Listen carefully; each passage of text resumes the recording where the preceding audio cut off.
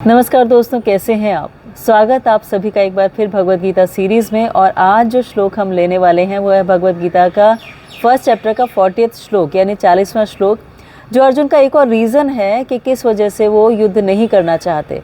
इस श्लोक में जो बताते हैं कि इसमें स्त्रियां जो हैं वो दूषित हो जाएंगी जब युद्ध होगा, तो क्योंकि सब लोग मारे जाएंगे, जो जेंट्स हैं मेल से मारे जाएंगे। और उसकी वजह से ज़्यादातर ऐसा होता है जब वॉर सिचुएशन होती है, युद्ध होता है, तो जो पक्ष जीत जाता है वो ये अधिकार समझ लेता है कि जो दूसरा पक्ष है जो हार गया उसकी स्त्रियों का रेप करना इजी हो गया, उनकी सारी प्रॉपर्टी को लेना इजी हो गया।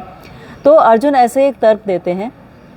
और इस श्लोक में जो स्त्रियों के बारे में बताया गया है उसको हम अगर देखा जाए तो 3 कैटेगरीज में डिवाइड कर लेते हैं। एक हो गया कि महिलाओं की सुरक्षा यानी प्रोटेक्शन, दूसरा हो गया उनकी पोजीशन, और तीसरा हो गया उनकी प्रायोरिटीज़। तो तीनों पीज़ जो है इससे हम डील करेंगे कि उनकी प्रोटेक्शन कैसे हो, कैसे उनकी पोजीशन हो, और क्या उनकी प्रायोरिटीज़ हैं। क्योंकि ज़्यादातर ये कंट्रोवर्सी हो जाती है कि जो स्क्रिप्चर्स हैं इसमें स्त्रियों की पोजीशन को लेकर ऐसा कहा गया है कि उन्हें हमेशा बांध के रखना चाहिए, हमेशा रोक के रखना चाहिए। तो क्या ये सही है? तो इसके बारे में डील करते हैं। पहला जो पोजीशन की बात आती है, पोजीशन में अगर आप देखें तो स्त्रियों का जो सम्मान है, अगर हम वैदिक स्क्रिप्चर्स के हिसाब से देखें तो स्त्रियों को बहुत सम्माननीय स्थिति में देखा जाता है। जैसे माँ दुर्गा की हम स्तुति करते हैं, माँ सरस्वती की करते हैं, माँ लक्ष्मी की करते हैं।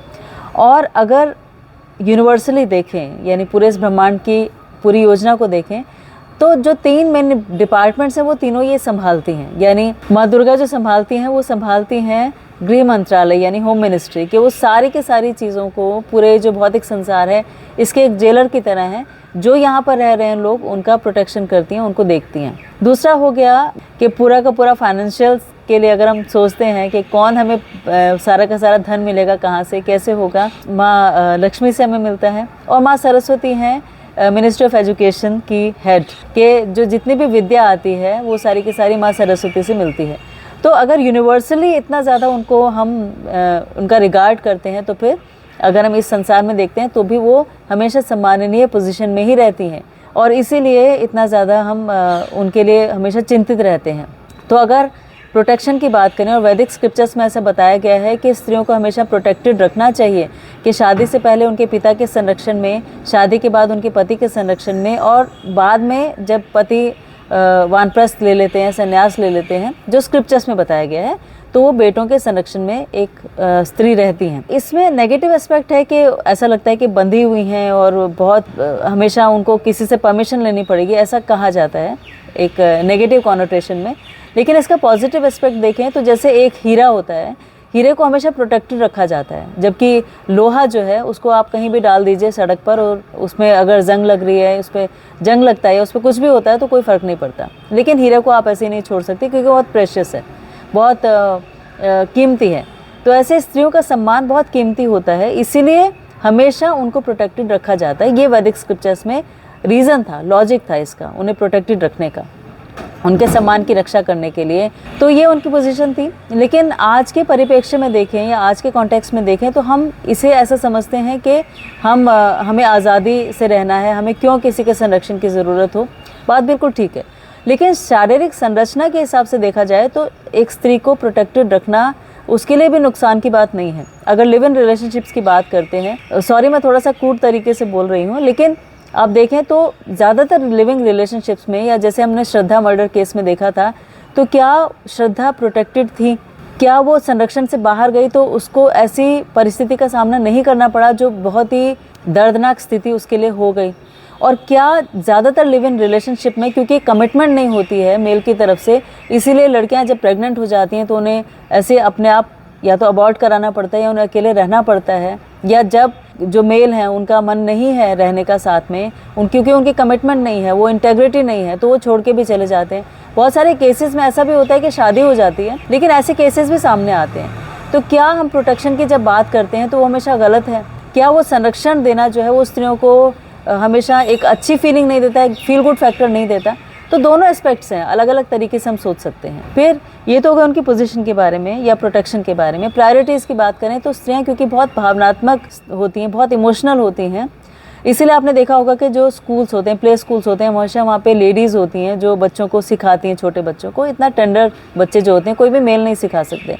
तो वो क्योंकि भावना प्रधान होती हैं तो कभी भी वो अपने लिए नहीं सोचती हैं, हमेशा दूसरों को आगे रखती हैं। तो उस भावना प्रधान तरीके से भी अगर देखा जाए तो उनको प्रोटेक्टेड रखने का मतलब हो गया कि उनकी भावनाएं जल्दी आहत ना हो, उन्हें इतना संरक्षण मिले। फिजिकल प्रोटेक्शन हो गया, मेंटल प्रोटेक्शन हो गया और इमोशनल भी। इसीलिए क्योंकि उनकी प्रायोरिटी खुद को देना है ही नहीं, इसीलिए जो मेंबर्स उनकी फैमिली मेंबर्स होते थे, जो स्क्रिप्चर्स में बताया गया है कि उनके फादर हैं या उनका ब्रदर है या उनके हस्बैंड है या उनके बेटे हैं, ये उन्हें हमेशा प्रोटेक्शन देते थे, उन्हें हमेशा संरक्षित रखते थे। तो दोनों पहलू हैं, नेगेटिव भी है, पॉजिटिव भी है। ये आपके ऊपर है कि आप किस तरह से, किस पहलू से उस प्रोटेक्शन को या स्त्रियों को उस तरह से सोचना चाहते हैं। जो यहाँ पर कह रहे हैं श्लोक संख्या 40 में, वो ये कहते हैं कि अगर मैं सब लोगों को मार दूंगा, मेल मेंबर सारे के सारे मर जाएंगे, भाई, पिता, पुत्र, पति, तो फिर उन स्त्रियों का संरक्षण कौन करेगा? तो वही श्लोक में बताया गया है, अधर्मभिभवात् कृष्णा प्रदुष्यन्ति कुलस्त्रिया स्त्रीषु दुष्टाशु वर्षणे जायते वर्णशंकरा। कि अर्जुन कहते हैं कि हे कृष्ण, जब कुल में अधर्म प्रमुख हो जाता है तो कुल की स्त्रियां दूषित हो जाती हैं और स्त्रीत्व के पतन से वृषणवंशी अवांछित संतानें उत्पन्न होती हैं। तो इसमें बताया गया है कि जीवन में शांति, सुख और आध्यात्मिक उन्नति का मुख्य सिद्धांत मानव समाज में अच्छे संतान का होना है। सोसाइटी में अगर देखा जाए तो अगर शांति चाहते हैं, सुख चाहते हैं, आध्यात्मिक उन्नति चाहते हैं तो इसके लिए जो नेक्स्ट जनरेशन है वो अच्छी होनी चाहिए। लेकिन अगर स्त्रियां दूषित हो जाएंगी, यानी अगर एक रेप कल्चर प्रिवेल करने लगेगा कि जो पक्ष जीतेगा, युद्ध होगा, एक पक्ष हारेगा, एक जीतेगा, और जो हारेगा उसमें से ज़्यादातर लोग मारे जाएंगे, तो जो जीतेगा उनके पास ये राइट हो जाएगा कि जो हारे हुए पक्ष है उसकी स्त्रियों को वो दूषित कर सके, उनके साथ रेप कर सके। तो क्या उस रेप के बाद जो संतानें उत्पन्न होंगी वो अवांछित नहीं होंगी? क्या वो प्रॉपर संस्कार से संतानें उत्पन्न होंगी या सिर्फ इंद्र तृप्ति की वजह से या कुछ लोगों की वासना शांत करने के लिए ऐसी होंगी? तो ऐसे में एक समाज को अच्छी संतानें नहीं मिलेंगी, और जब संतान अच्छी नहीं मिलेगी तो शांति, सुख और आध्यात्मिक उन्नति भी नहीं होगी। तो क्या मैं इसका भागी नहीं हो जाऊंगा? क्या मैं इसका रीज़न नहीं हो जाऊंगा कि मैं इतने लोगों को मार दूं और उसकी वजह से आगे ऐसा समाज बनता जाए जिसमें कि इस तरह का केओटिक माहौल हो जाए, इतनी बुरी तरह से एक ऐसा समाज फैले जिसमें सारी अव्यवस्था हो, जिसमें लोगों को संस्कार के बारे में ना पता हो, जिसमें आगे आने वाली जनरेशन्स जो हैं वो अच्छा जीवन नहीं जी पाएँ? तो मैं ऐसा कैसे कर सकता हूँ? तो वर्णाश्रम धर्म जो है इस तरह से बनाया गया था कि राज्य की जो आध्यात्मिक उन्नति है उसके लिए संतान अच्छी उत्पन्न हो, यानी गर्भाधान संस्कार, अन्नप्रसान संस्कार, जनेऊ संस्कार और इस तरह के अलग अलग तरीकों को फॉलो करके, रीति रिवाजों को फॉलो करके संतान उत्पन्न हो। और ऐसी संतान समाज में स्त्री के सतीत्व और उसकी निष्ठा पर निर्भर करती है। जैसे बालक जो है उसे अगर सही तरीके से ना पाला जाए तो वो कुमारगामी हो जाता है, यानी वो गलत रास्ते पे चलना शुरू कर देता है। और माँ जो होती है वो सबसे बड़ी टीचर होती हैं, वो सबसे ज़्यादा सिखाती हैं बच्चों को। तो माँ ही अगर एक ऐसी मनोस्थिति में आ जाएंगे जिसमें वो अपने आप को अच्छा फील ना करें, बच्चे भी अच्छे संस्कार नहीं पा सकेंगे।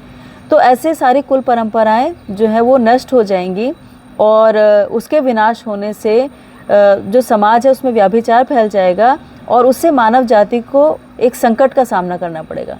तो ये एक रीज़न अर्जुन देते हैं। तो ऐसे बहुत सारे रीज़न्स अर्जुन के पास थे। जो पूरा फर्स्ट चैप्टर जो है वो इन्हीं पर डिपेंडेंट है या इसी पे बेस्ड है।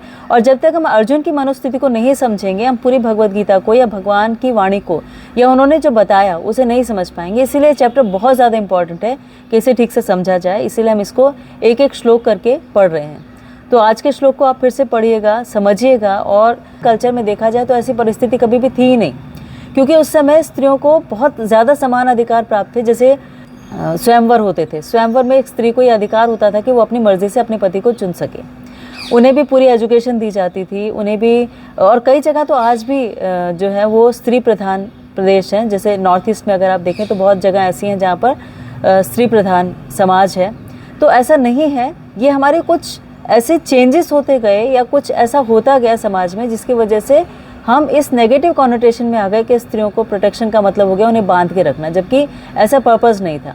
तो इस श्लोक को इस व्यू पॉइंट से पढ़िएगा, समझिएगा, और तब आप इसे ठीक से समझ पाएंगे। और सबसे बड़ी बात जो श्रील प्रभुपाद ने जो रिपोर्टर को कही थी वो ये कि हमें स्त्री या पुरुष जो है सिर्फ शारीरिक संरचना है, लेकिन हम आत्मा है।